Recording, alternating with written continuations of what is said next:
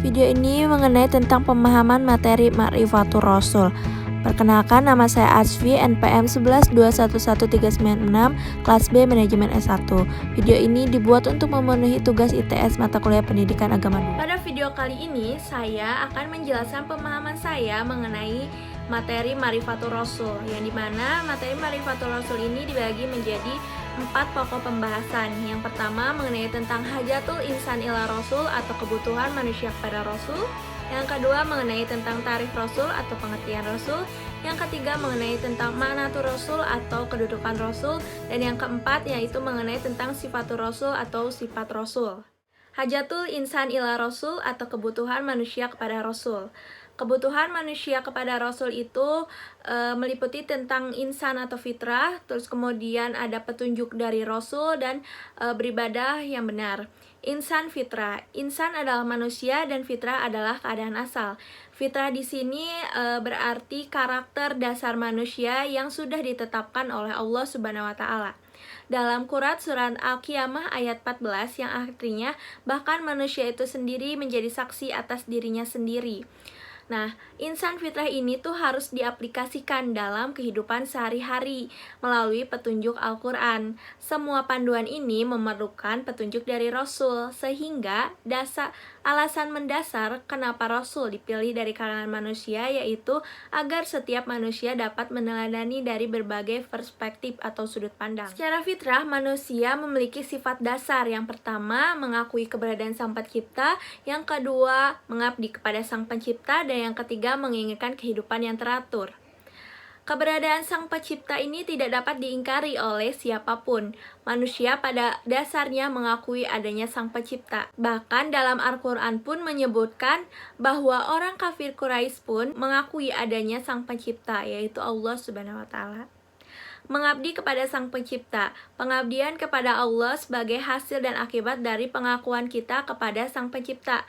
Mengakui Sang Pencipta, menerima perintahnya dan menjalankan segala perintahnya itu merupakan usaha dari bentuk kita mengabdi kepada Sang Pencipta. Seperti yang dijelaskan dalam surat Al-Baqarah ayat 21, yaitu wahai manusia, sembahlah Tuhanmu yang telah menciptakan kamu dan orang-orang sebelum kamu agar kamu bertakwa. Kemudian sifat dasar yang ketiga yaitu menginginkan hidup yang teratur.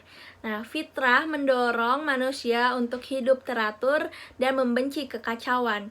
Dengan hidup yang teratur, maka akan merawat fitrah, kemudian melawan hawa nafsu, dan memerangi setan. Dengan hal ini, maka dibutuhkanlah petunjuk dan bimbingan dari Allah Subhanahu wa taala, yang dimana Allah mengutus manusia pilihan, yaitu Rasul, untuk memberi petunjuk dan bimbingan kepada umat manusia, sehingga itulah kebutuhan manusia kepada Rasul. Kemudian petunjuk Rasul. Dengan adanya petunjuk Rasul, maka kita akan mengenal Sang Pencipta. Mengenal Allah dapat dilakukan dengan cara memperlihatkan dan memikirkan alam sebagai penciptaannya, dan melihat gunung, kemudian pantai, hewan-hewan yang ada di alam semesta ini, itu merupakan bentuk dari kita mengenal Sang Pencipta. Yang kemudian dengan petunjuk Rasul juga kita dapat mendapatkan panduan hidup, yang dimana Al-Quran dan hadis itu sebagai pedoman hidup kita.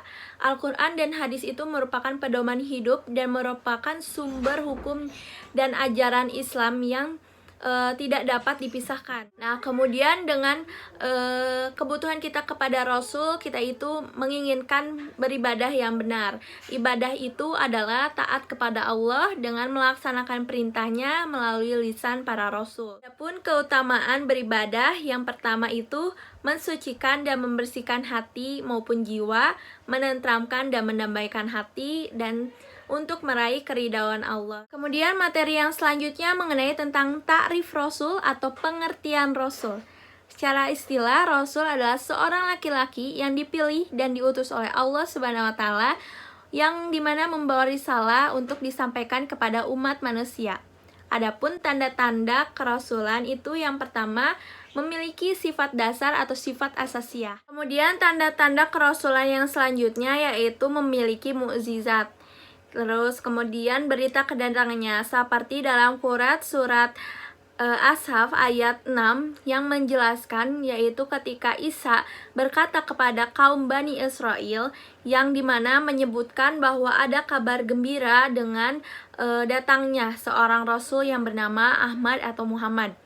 Kemudian tanda yang selanjutnya yaitu berita kenabiannya, yang dimana perihal kerasulan ini sudah Allah beritahukan dalam Al-Quran. Kemudian tanda-tanda yang selanjutnya itu adanya hasil dari dakwah yang dilakukannya, yang dimana dilihat dari hasil dakwahnya maupun dari segi kualitasnya, yang dimana ini tuh keimanannya itu kokoh dan tidak tergoyahkan oleh siapapun. Kemudian dari segi kuantitasnya, yang dimana pengikut Nabi Muhammad itu banyak gitu, sampai di pelosok Jazirah Arab maupun melewati kawasan dari Jazirah Arab itu. Materi yang selanjutnya mengenai tentang makna Rasul atau kedudukan Rasul.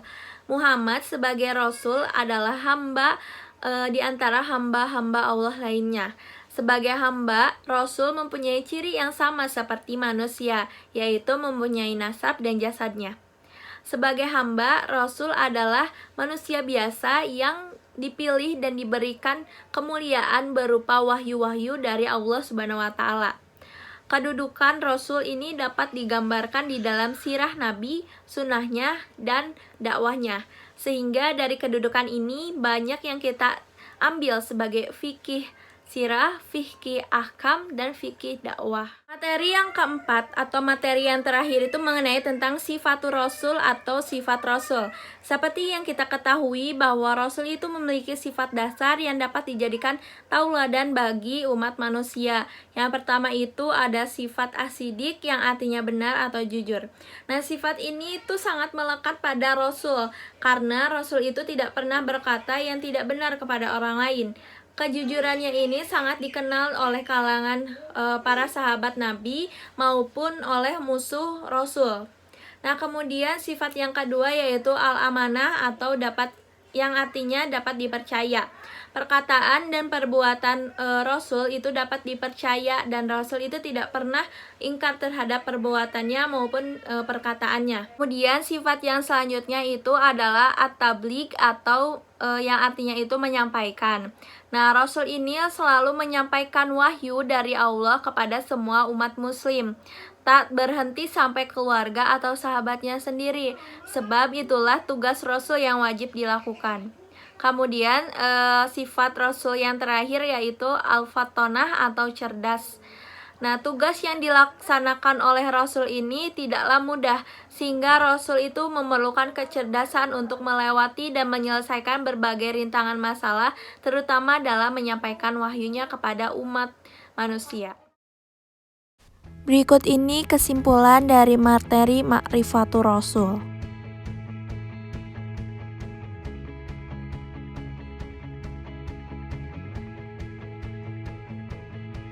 Berikut tadi video yang dapat saya sampaikan mengenai tentang pemahaman saya terkait dengan materi Ma'rifatur Rasul. Mohon maaf apabila ada kesalahan dalam pengucapan katanya. Terima kasih atas perhatiannya. Wabillahi taufiq wal hidayah. Wassalamualaikum warahmatullahi wabarakatuh.